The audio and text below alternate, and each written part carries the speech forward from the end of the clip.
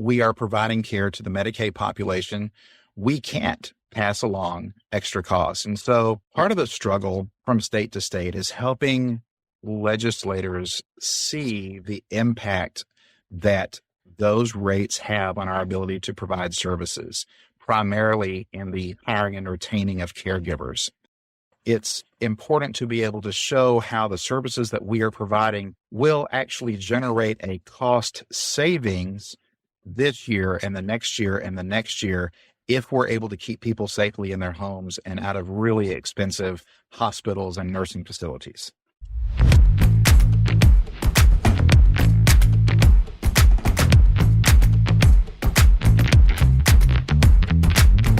Welcome to another episode of the Home Health 360 podcast, where we speak to home-based care professionals from around the globe. I'm your host, Erin Vallier, and today I am joined by a dear friend in the industry, Jeff Humber. Jeff lives in Fort Worth, Texas, with his wife of 36 years, Miss Ginger. So congrats for that, 36 years. Thank you. She's a very patient woman. You guys have a daughter about to graduate from the University of Oklahoma, too. So that's a double congratulations. Thank you. Thank you.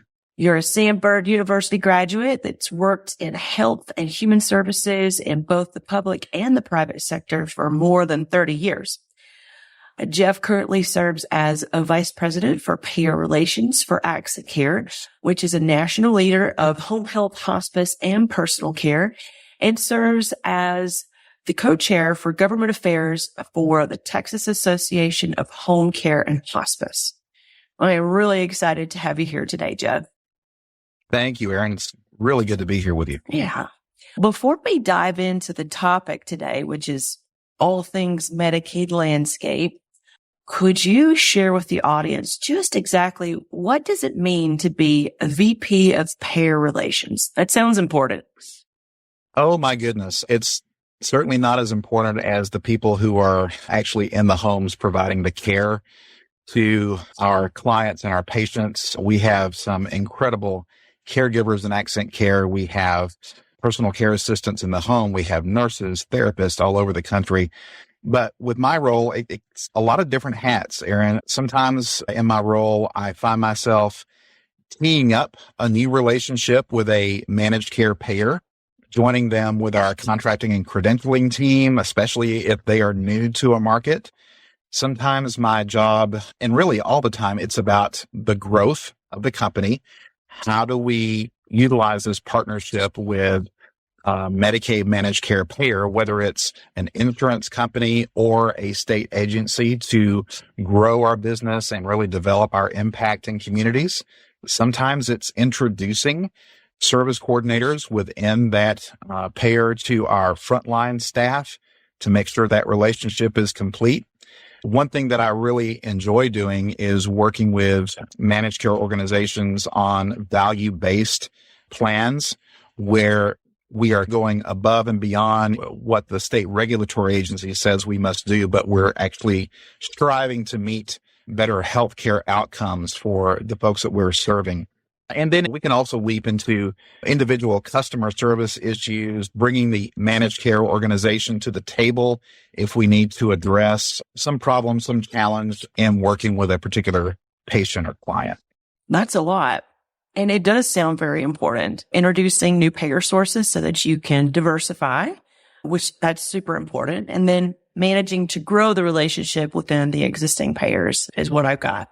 That's extremely important to the success of any business. So I'm glad you're the one talking about this today. I'm sure you're going to be full of all of the knowledge that everybody is itching to learn about Medicaid.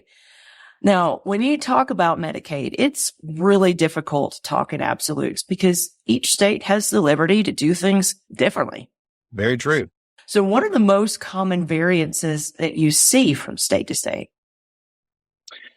You know, I wish I could put this on a t-shirt or a bumper sticker, but if Medicaid in one state, you know it in just one state, because it really does take on a different meaning, a different legislative intent, a different payer-patient intent in every state.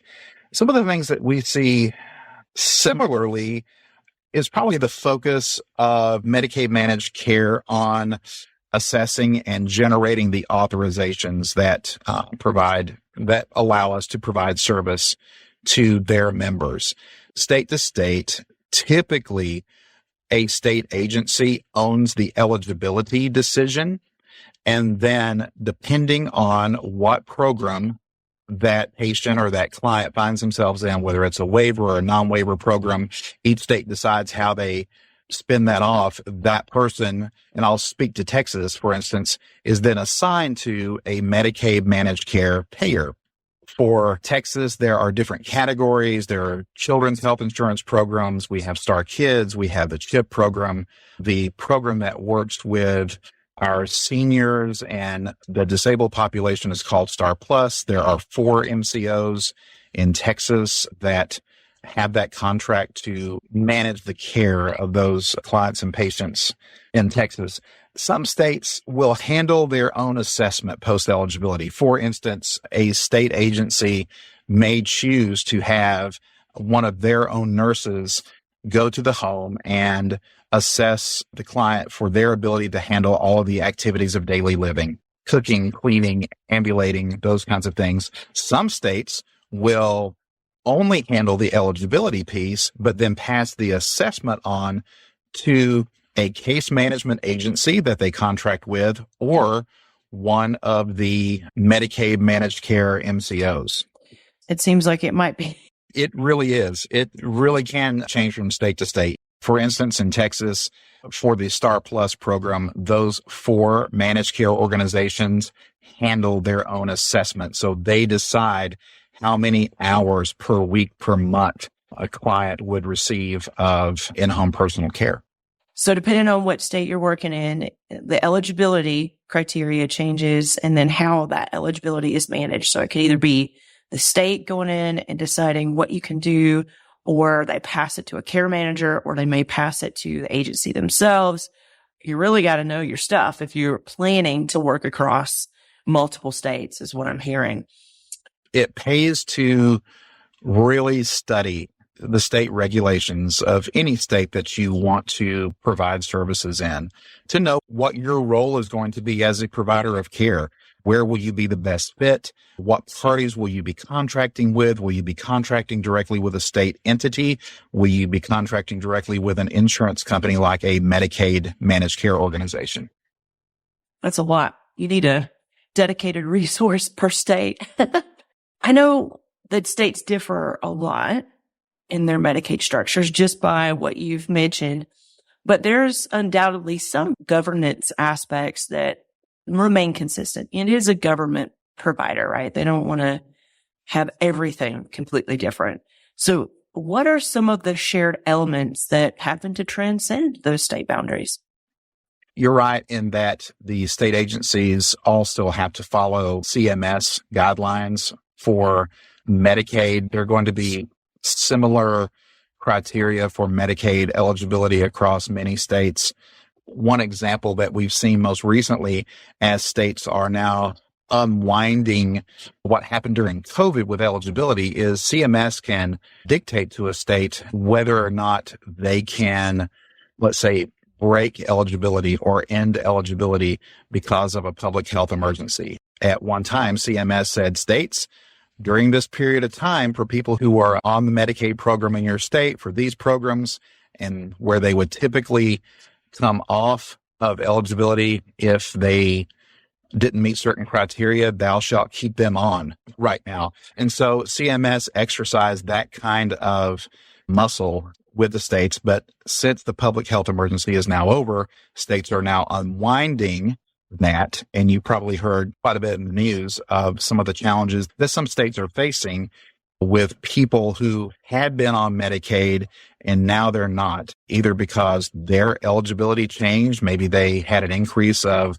resources or income, or they just didn't turn in their paperwork and it's more of an administrative decision. CMS still has authority over states in some areas of policy, but those states do have quite a bit of autonomy as to how that is handled at the local level. Gotcha. So it's multi-layered, which makes it even that much more complex to be successful as a Medicaid business. Wow. It is. So that sounds like it's really crucial that agencies advocate for themselves to secure reimbursement rates and the flexibilities that they need in order to deliver the quality care that they want to deliver. How can organizations effectively advocate for themselves in the complex environment? Sure. That's a great question. And agencies need to advocate for themselves as a business, but also, and very importantly, for the very people that they care for. It's our job to make a positive impact in the lives of the people that we serve. The best way to do that is to ensure that we are compliant with state regulations, but also that those state regulations help us provide the best care possible to those patients and clients. So I'm going to hit this a couple of different ways. From state to state, the Medicaid reimbursement rates that are paid will differ greatly from state to state. For instance, in one state in the Pacific Northwest, a Medicaid reimbursement rate might be in the neighborhood of $27 per hour. And of that gives you enough flexibility to be able to hire a caregiver and keep those caregivers and retain those caregivers.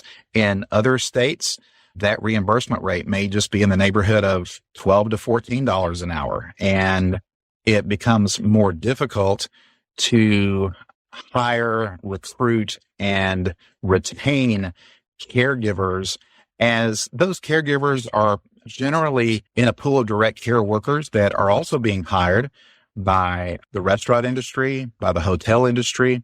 Those industries, as the economy changes, they can pass along extra costs to their customers. However, when we are providing care to the Medicaid population, we can't pass along extra costs. And so part of the struggle from state to state is helping legislators see the impact that those rates have on our ability to provide services, primarily in the hiring and retaining of caregivers. We want to really draw the picture for our legislators as to what that looks like. Let them see the plight of the individuals in their districts that we're serving. Let them understand how putting a caregiver into a home, putting a nurse into a home, coupling a nurse with the family of a child with a disability can positively impact that family, help keep that individual out of an expensive nursing home environment, and help that individual retain independence ongoing. I think there's that perspective from the client, the patient side, as far as retaining independence and maintaining that. That's so important. But legislators they're often working with very challenging state budgets. And so they do the best they can with the money that they have to work with. And they have spending limits. Some of those are statutory. So again, it's important to be able to show how the services that we are providing will actually generate a cost savings this year and the next year and the next year, if we're able to keep people safely in their homes and out of really expensive hospitals and nursing facilities. It sounds like a real complex argument where you need the data to back it up, but you also need to pull on their heartstrings because they have a loved one that's aging and they want them to stay in the home. Now, my question for you is, what data are you using and how do you organize it? Because it's not just from one agency. You got to have a group, I'm assuming, because strength comes in numbers. How do you go about that? Yeah, I would look at the state regulatory agencies' information. So they're going to have numbers of people on certain Medicaid programs grouped by county, grouped by region, and the ability to tell a legislator, hey, you have this many people that are being served with this type of service in your county. This is why it's important for you to understand the plight of those people. So you can work with a state regulatory agency. And I would also recommend you work with your state's association. For instance, you have mentioned my involvement with TAC, the Texas Association of Home Care and Hospice. They will have people who on a regular basis professionally educate legislators, but they also are very much tied to their state's regulatory agencies diving for that data. And you may not have to go to the state regulatory agency that state association may have a plethora of information to help you really put together that care message to a legislator that you're talking to. As we pull together that data and we share that with the legislators, very often you will have legislators that are on really important committees. So your state's finance committee, whether it's the Senate Finance Committee or House Appropriations or Senate or the House Health and Human Services Committee, you really want to focus on the members of that committee and their staff members. Usually a legislator will have a staff member whose sole focus is healthcare, for instance, or some other industry. You want to get to know that person. They will be educated on the programs that you work within, but they may have questions occasionally. They want to know how this will impact you as a provider. You want them calling you, right? So you really want to set yourself up as a resource for those folks who are in a legislative capacity. It's a very strategic approach. So partner with your state association, right? I think Texas has a really nice active association where I get them sometimes. It's, hey, sign this petition. We have a voice going in and lobbying. So I guess the recommendation to the listeners would be, if you see any of that, get involved, go talk to them, and make yourself the go-to person if they have questions. I like it, but it's complicated. Sounds like it takes a lot of dedication. From your perspective, Jeff, what disparities exist in managed care from state to state? You've mentioned managed care a couple times. And how do these disparities impact healthcare delivery? Sure. I think the way that a state legislature or a state regulatory agency, it's all about the contract that they have with those managed care organizations. What are they prescribing those managed care organizations to do? And it's really important as providers, if you're contracted with a Medicaid MCO, it may really be great nighttime reading right before you go to bed, but get a copy of that state uniform contract between your state regulatory agency and the Medicaid managed care organization. It's really enlightening, and it will help you understand the roles of that managed care organizations and how it may differ from state to state. Again, I think some of the disparities we will see will be how individuals are assessed to determine the number of hours or the number of days that a patient or client might receive for caregiving, let's say. Some disparities also lie in how an organization is reimbursed for care, how a provider is reimbursed for care. Maybe they are only reimbursed for the actual care that's given. Some states will require MCOs to also pay for the supervision of that care. Again, you want to kind of peel the layers back a little bit and see what's there from a reimbursement perspective, what is there from the assessment perspective, and how you go about receiving your authorizations for care, whether it's from that MCO directly or through another party. Yeah. All important information to know if you're going to deliver care, and also if you're going to go talk to your legislators and tell them exactly what you want. That's right. Let's keep in mind the plight of the individual receiving care. I don't want to sound like I'm building a stereotype, but for a person of age who may also be dealing with some level of Alzheimer's or dementia, and that family member that's helping to take care of them is having to make some decisions and figure things out on their own, going through the eligibility process is tough enough. But then they're going to be faced with a choice. Okay, what health plan do you want to go with? What are the differences? Okay, now you're with the health plan. Okay, the health plan is going to come visit you. They're going to share with you a list of services that they can provide. Then you get to decide what agency provides those services in your home. So just becoming eligible starts a whole road of really important life decisions in the journey of that person's healthcare. And so it's important that our legislators understand what that journey is like for the people who are being served. I completely agree. I have a question about the variety of things that Medicaid offers. I know that because there's so much variability and autonomy among the states, there's got to be this giant portfolio of services and programs that some of them probably aren't widely known, and it could be a real opportunity for providers to dip into that if they're considering getting into Medicaid very seriously. Can you shed some light on any of those lesser known but valuable services available through the Medicaid program? Medicaid allows me to see my doctor.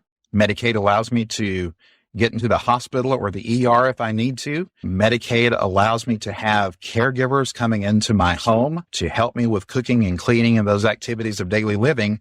But relationships with those managed care organizations can also open up avenues to personal emergency response services. You might remember the old commercial, I've fallen and I can't get up. Individuals on Medicaid waiver programs can have that device paid for.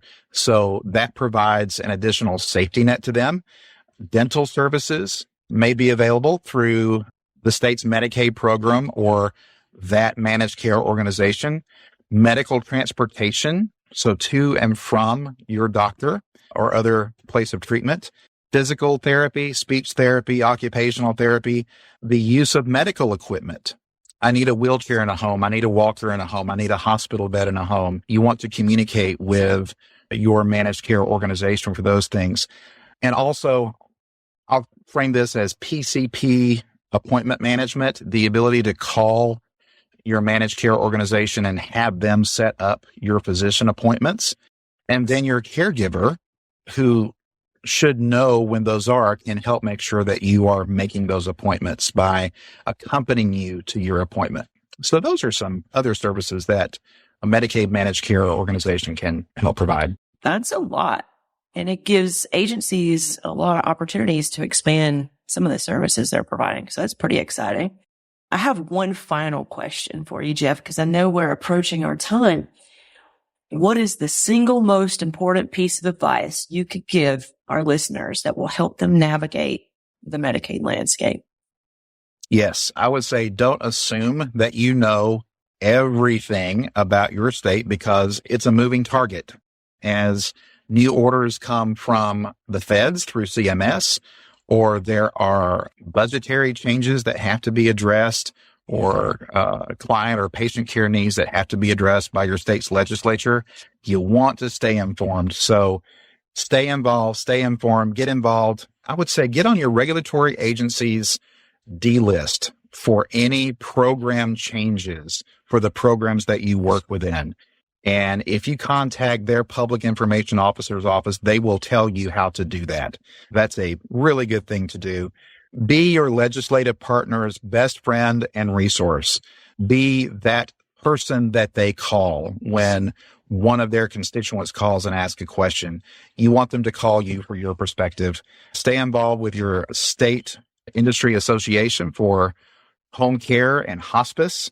And back to the legislators again, don't just wait for the legislative session to come to make visits to those folks. They get inundated with visits, people asking for things right around the legislative session when all of those votes are happening. Set a regular cadence. Go visit them quarterly or semi-annually. Make sure that they see you on a regular basis, and that will really help build that relationship with them. Excellent advice. So stay on your toes, stay informed, get involved, and build a relationship with the people that matter in the industry. I love it. That's right. You're advocating not just for your business, but for the people that you're serving. And those are definitely some ways to do that. Fantastic. Jeff, I really appreciate you hopping on the show today and sharing all of this wisdom with the listeners. I am sure they have come away with a ton of actionable insights. It's been a pleasure. Well, thank you for having me. It's been a pleasure. And I work for Accent Care. We provide home health, hospice, palliative care, and personal care throughout the country. We're in 31 states. We're based in Texas. If I can be a resource at all for your listeners, please let me know. Fantastic. We'll make sure that there's something in the show notes to let them know how they can find you and find Accent Care. That would be great. Thank you very much. Excellent. Thank you. Home Health 360 is presented by LiCare and hosted by Jeff Howell and Erin Vallier. First, we want to thank our amazing guests and listeners. Second, our episodes air twice a month, so be sure to subscribe today so you don't miss an episode. And last but not least, If you liked this episode and want to learn more about all things home-based care, you can explore all of our episodes at alliacare.com/homehelp360 or visit us on your favorite podcast platform.